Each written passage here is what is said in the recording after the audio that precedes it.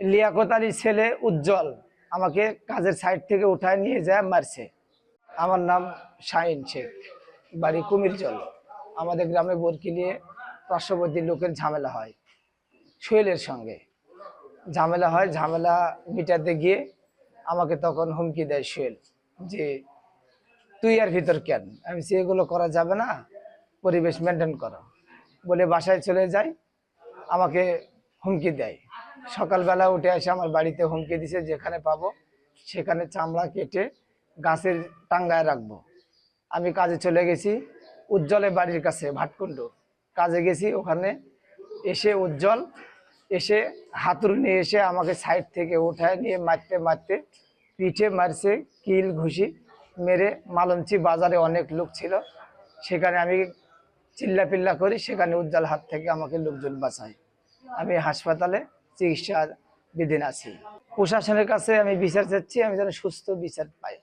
Motor সাইকেলও 3টা লোক ওখান থেকে ভাটকুণ্ড থেকে কুমিরজল শাইনের ওখানে আলছে, আয়সা বলিছে যে শাইন বাড়িতে আছে। তো বলছে যে না, ঢালাই সর্দার ঢালাই কাছে চলে গেছে।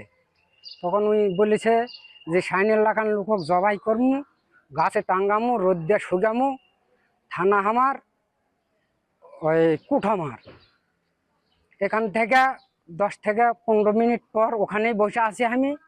ওখান থেকে যা শোনা যাচ্ছে যে শাইনক মারা শুরু করে দিছে, মানে ফাঁকার ডেকেলে উজ্জ্বল। গতকাল রাত্রে আমার ফুফাতো ভাইয়ের বরকি ভিঁয়ত লাগে, যার জন্যে সোহেল, যার বাড়ি ভাটকুণ্ডু, তার সাথে আমার ফুফাতো ভাই রাকিবের কিছু বাকবিতর্ক হয়।